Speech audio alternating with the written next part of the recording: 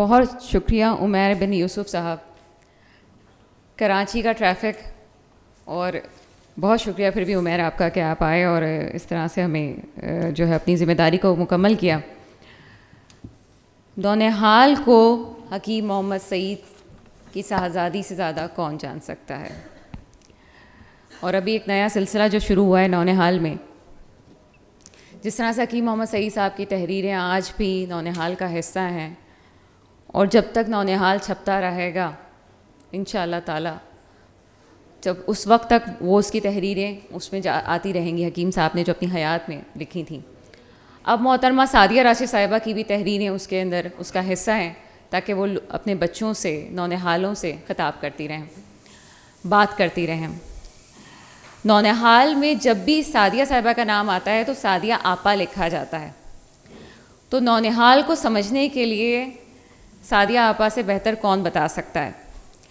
دوسری بات یہ ہے کہ سعدیہ صاحبہ کی اور بہت ساری پہچان ہو سکتی ہیں، صدر ہمدرد فاؤنڈیشن، چانسلر ہمدرد یونیورسٹی، اور بہت سے ایسے ادارے، بہت سی چیزیں ایسی ہیں جس میں بعض اوقات کہتی ہیں میرا نام بھی مت لو کہ میں یہ کام کر رہی ہوں، یا ہمارا نام یا فاؤنڈیشن کا نام، بس چپ چاپ کام کر دیا کرو. لیکن نونہال سے وابستگی، حکیم محمد سعید کی شہزادی ہونا، یہ ان کے لیے سب سے بڑا فخر ہے، جس پہ وہ خود بھی فخر کرتی ہیں کہ میرے لیے اپنے والد کی بیٹی ہونا میرے لیے سب سے بڑا فخر ہے. اور نونہال کو آج بھی وہ ایک اس طرح دیکھتی ہیں. ہم منتظمین کی حیثیت سے میں ایک بات کہتی چلوں کہ ایک نقطہ بھی یہاں سے وہاں ہو جائے تو اتنی مصروفیات کے باوجود بھی محترمہ صدر صاحبہ اس کو خود دیکھتی ہیں. آپ کی بھرپور تالیوں میں دعوت دوں گی محترمہ سعدیہ راشد صاحبہ کو کہ وہ یہاں پہ آئیں. ویسے میں آپ کو ایک بات بتاؤں، حکیم صاحب بہت سخت والد تھے. ایسا نہیں تھا کہ میں ان کی بیٹی تھی تو وہ میرے لیے سب چیز، ہر چیز کی آزادی تھی. بڑی انہوں نے مجھ سے مجھے اصول کے ساتھ زندگی گزاری. پتہ نہیں، میں آج اپنے ملازم کو بتا رہی تھی کہ جب ہم عمرے پہ گئے یا حج پہ گئے ابا جان کے ساتھ، تو میری جوتی ظاہر ہے کوئی پہن کے چلا گیا، دانستہ تو نہیں پہنتا، کوئی ایسے ہی لے کے چلا گیا. تو ایک دفعہ جب میں نے کہا نا میری جوتی کوئی پہن گیا، تو ابا جان نے سن لیا. شاید میں نے دوسری دفعہ بھی کہا ہوگا، تو انہوں نے میرا ہاتھ ایسے پکڑ کے کہا اب نہیں کہنا. اچھا، ہمارے لیے اتنا ہی کافی تھا. ان کی جو مصلحت تھی، نہ ہم نے ان سے پوچھا، نہ انہوں نے کچھ بیان کیا. ہم نے سمجھ لیا کہ بھئی یہ بات شاید ہم نے جو کہی تھی اور ایک سے دوبارہ کہی تو اس کا مطلب غلط تھی بات. بس انہوں نے ایسے میرا ہاتھ پکڑ کر اب نہیں کہنا. مطلب ان کے طریقے ایسے ہوتے تھے سمجھانے کے. چھوٹی چھوٹی باتوں پہ وہ مجھے سمجھاتے تھے نا، کس طرح گفتگو کرنی ہے، کس طرح بیٹھنا ہے، محفل میں کس طرح بیٹھنا ہے. یہ سب وہ مجھے چھوٹی چھوٹی باتیں اس طرح سمجھاتے رہتے تھے. چلیے الحمدللہ کہ اب تک میرے ذہن نشین ہیں ان کی باتیں میری. اور میں سب بچوں سے یہ کہوں گی کہ آپ والدین کی باتیں جو کہا کریں، والدین کو غور سے سنا کریں اور ان پہ بھی عمل بھی کیا کریں. آج کل بچوں کے آگے ایک تو یہ مصیبت آ گئی ہے نا، موبائل، جس میں وہ بچے صرف وہی دیکھتے ہیں اور ماں باپ کی نہیں سنتے ہیں. نہیں بیٹا، ایسی بات نہیں ہے، اس پہ زیادہ دیکھیں. ظاہر ہے دنیا بہت آگے بڑھ گئی ہے. ہمارے ابا جان جب حیات تھے تو یہ موبائل فون بھی نہیں تھا. مگر یہ ہے کہ اپنا وقت صحیح طریقے سے استعمال کریں. جو وقت اس کو دیتے ہیں دیں، جو فیملی کو دینی ہو وہ بھی دیں. اور آپ کے گھر میں کوئی بزرگ ہوں تو ان کی خدمت کریں. دیکھیں بہت ضروری ہے، کوئی نانی دادی کوئی ہو تو ان کی خدمت کریں، اس میں وقت گزاریں، ان کی دعائیں لیں. میں کچھ زیادہ ہی بول گئی میرے خیال ہے. اب وہ تقریر تو رہ گئی کرنی تھی، خیر وہ کیونکہ فارمیلٹی میں کر دوں گی، مگر کیونکہ بچے تھے تو میں نے سوچا ان کے ساتھ بات کی جائے اور بتایا جائے کہ کس طرح ہمارے والدین نے ہمیں وہ کیا.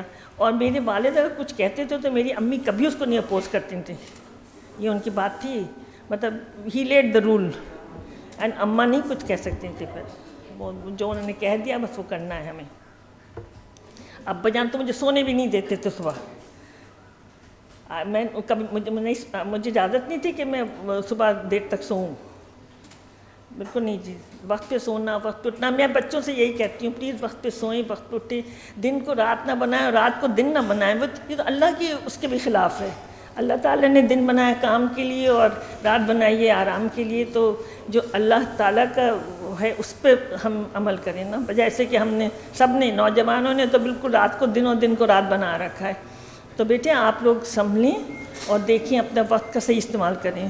حکیم صاحب کہا کرتے تھے وقت اللہ کی امانت ہے, اس کا صحیح استعمال عبادت ہے. یہ ان کا قول ہے. اور آج تو ثنا کے رہ گیا, ورنہ ثنا شروع اسی لفظ سے کرتی ہیں حکیم صاحب کی کہ وقت اللہ کی امانت ہے, اس کا صحیح استعمال عبادت ہے. چلیں بسم اللہ الرحمن الرحیم. مہمان خصوصی محترمہ نور الہدیٰ شاہ صاحبہ, محترمہ سربت صغیر صاحبہ, جناب محترم خالد سلیم صاحب, معزز خواتین و حضرات, اساتذہ کرام, عزیز نونہالوں اور نوجوانوں, السلام علیکم. کسی بھی پودے کی آبیاری کرتے ہوئے ذہن کے کسی گوشے میں یہ خیال ضرور ہوتا ہے کہ یہ ایک ننھا سا پودا بڑا ہو جائے گا تو اس پر پھول آئیں گے جن کی خوشبو سے فضائیں معطر ہوں گی. بچوں کی عمدہ ذہنی تربیت اور شخصیت کی ہمہ جہت و متوازن نشو و نما میں ادب ایک مؤثر وسیلہ ثابت ہوا ہے. شہید پاکستان حکیم محمد سعید کی شخصیت کے بہت نمایاں اور اہم پہلو تعلیم اور تربیت, تعمیر اخلاق اور نونہالوں سے محبت شامل ہے. اسی جذبے کے تحت انہوں نے اپنے بچوں کی کردار سازی اور مطالعے کا شوق پیدا کرنے کے لیے 1953 میں ہمدرد نونہال جیسے معیاری رسالہ کا اجرا کیا جو اب تک جاری ہے. اس کے ساتھ ہی میں جناب مسعود احمد برکاتی صاحب مرحوم کو خراج تحسین پیش کرنا چاہوں گی کہ وہ تا اختتام حیات رسالے کے مدیر رہے. ان کو یاد کرتے ہوئے یہی کہوں گی کہ اپنے حصے کی جو شمع وہ روشن کر کے چلے گئے, اس کی روشنی ہمارے نونہال انشاءاللہ کبھی مدھم نہیں ہونے دیں گے. جناب خالد سلیم صاحب اکتوبر میں 2020 سے جون 2022 تک ہمدرد نونہال انگریزی حصے کے ایڈیٹر ان چیف تھے. انہوں نے ہمدرد کے ساتھ مل کر اسے جدید خطوط پر استوار کیا. حکیم صاحب اس کے بہت قائل تھے کہ ہم لوگ جدید رہیں, کبھی قدیم نہ کہیں کوئی ہمیں. تو خالد صاحب نے بہت کیا, حکیم صاحب کی خواہش بھی تھی, میں آگے بھی کہوں گی یہ, اور اسے بین الاقوامی معیار کے مطابق شائع کرنے میں مکمل تعاون کیا. میں ان کی بھی شکر گزار ہوں. میں دل کی گہرائیوں سے اللہ تعالیٰ کی شکر گزار ہوں کہ میرے والد محترم نے جس عظیم الشان قومی فریضے کی ذمہ داری مجھے سونپی تھی, الحمدللہ اس کے بجا آوری کو میں نے اپنی زندگی کا مقصد حیات بنایا. اس کے ساتھ ہی ہمدرد نونہال ایک نیا رنگ, نیا آہنگ اور نئی جہت سے ہمکنار ہے, یعنی اس کو اردو کے ساتھ انگریزی میں بھی شائع کیا جا رہا ہے. شہید پاکستان حکیم محمد سعید نونہالوں کو جدید علوم سے آراستہ دیکھنا چاہتے تھے, اور ان کی اولین خواہش تھی کہ قوم کے نونہال اردو اور انگریزی ادب کی ثمرات سے بہرہ مند ہوں. اس بات سے کوئی انکار نہیں کر سکتا کہ کسی خاندان اور ملک کے روشن مستقبل کا انحصار بچوں کی صحیح تعلیم و تربیت پہ ہوتا ہے. بچے کی عمدہ ذہنی تربیت اور شخصیت کے ہمہ جہت و متوازن نشو و نما میں ادب ایک مؤثر وسیلہ ثابت ہوا. بچوں کے ایک ایسے ادب تخلیق کیا جائے جو ان کی مذہبی, معاشرتی, تہذیبی, اخلاقی, انسانی اقدار کے سکھانے کے ساتھ زمانے کے تقاضوں کے مطابق جدید اور ایک اچھا انسان بننا سکھائے. بچوں کو ان کے اسلاف کی کہانیاں, تاریخ کی مثالی لوگوں سے آگاہ کیا جائے جو انسانیت کے اعلیٰ درجے پر فائز زندگی گزار گئے. اس کی کئی مثالیں ہمارے پاس اپنے پاکستان میں موجود ہیں, جیسے قائد اعظم محمد علی جناح, علامہ اقبال, لیاقت علی خان صاحب, محترمہ فاطمہ جناح صاحبہ, اور شہید عبدالستار ایدھی صاحب بھی شامل اس میں, اور شہید پاکستان حکیم محمد سعید. ان شخصیات کی طرح آپ بھی بن سکتے ہیں, اپنی دنیا اور آخرت سنوار سکتے ہیں. آج وقت کا تقاضا ہے کہ بچوں کا ادب دین اور دنیا دونوں کا حسین امتزاج ہو. میں شکریہ ادا کرتی ہوں مہمان خصوصی محترمہ نور الہدیٰ شاہ صاحبہ کا. ہماری خواہش ہے کہ آپ ہمدرد اسکول بھی تشریف لائیں, جو اپنی اہم مصروفیت میں سے وقت نکال کر اس اجلاس میں شریک ہوئیں. محترمہ نور الہدیٰ شاہ صاحبہ ڈرامہ نگار, مختصر کہانی کی مصنف, شاعر اور کالم نگار ہیں. سندھ میں نگراں حکومت کے دوران وزیر اطلاعات بھی رہی ہیں. نور الہدیٰ شاہ صاحبہ سندھی اور اردو زبانوں میں لکھتی ہیں. انہیں مشہور ٹی وی سیریل کے لیے بھی جانا جاتا ہے. جناب خالد سلیم صاحب اور محترمہ سربت صغیر صاحبہ کا بھی بہت شکریہ.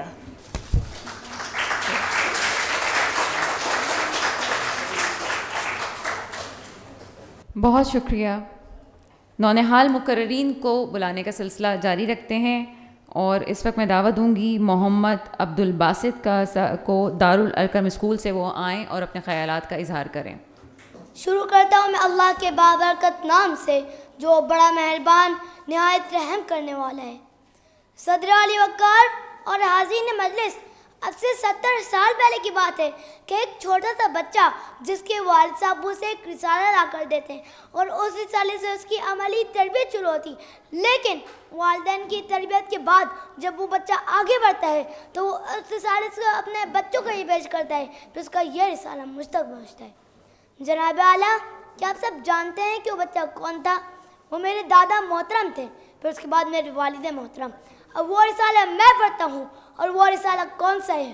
وہ رسالہ ہمدرد نونہال، جو کہ ایک یادگار ہے قائد نونہال حکیم محمد سعید شہید کی۔ علمی میدان میں قائد نونہال نے بڑوں اور بچوں کے لیے جو تحریری سرمایہ چھوڑا ہے وہ تاریخ ادب کا حصہ ہے۔ ہمدرد نونہال کا اجرا 1953 میں کراچی سے ہوا۔ قائد نونہال 1960 تا 1998 کا ہمدرد نونہال کی سرپرست عالم ہے۔ ہمدرد نونہال اسی آب و تاب سے آج بھی جاری ہے۔ ان 70 برسوں میں ہر دہائی کے بدلتے مدیروں نے بچوں میں قلم سے جو آگاہی کا شعور پیدا کیا ہے، وہ آج بھی صاحب کردار اپنا لوہا منوا بیٹھے ہیں۔ ہم پرورش لوح و قلم کرتے رہیں گے، جو دل پہ گزرتی ہے رقم کرتے رہیں گے۔ ہمدرد فاؤنڈیشن پاکستان ایک قربانی کی عظیم مثال ہے جس کے بانی قائد نونہال حافظ محمد حکیم سعید شہید رحمۃ اللہ علیہ ہیں۔ قائد نونہال 9 جنوری 1920 کو دہلی میں پیدا ہوئے ہیں اور 1948 کو پاکستان کراچی ہجرت کی۔ 12 روپے سے ہمدرد کے ادارے کی بنیاد رکھی اور اسے شہرت کی بلندی تک لے جا کر وقف پاکستان کر دیا۔ قائد نونہال جن کا کہنا تھا پاکستان سے محبت کرو، پاکستان کی تعمیر کرو، گویا اس ملک کو بنایا قائد اعظم نے تو سنوارا قائد نونہال نے۔ ہمدرد فاؤنڈیشن کے مختلف ادارے پاکستان میں موجود ہیں جو قوم کے معماروں کے لیے مصروف عمل ہیں۔ طب کے میدان میں بے پناہ خدمات کے باعث سن 2002 میں بعد شہادت حکومت پاکستان نے قائد نونہال کو نشان امتیاز سے نوازا۔ قائد نونہال 78 برس کی عمر میں شہادت کا عظیم رتبہ پاتے ہیں اور یہ بات ثابت کر جاتے ہیں کہ انسان وقت ضائع کیے بغیر دوسروں کے لیے مثالی بن جاتا ہے۔ گلیوں کو میں سینے کا لہو دے کر چلا ہوں، گلیوں کو میں سینے کا لہو دے کر چلا ہوں، برسوں مجھ گلشن کی فضا یاد رکھے گی۔ پاکستان زندہ باد، قائد اعظم زندہ باد، قائد نونہال زندہ باد۔ جزاک اللہ خیرہ۔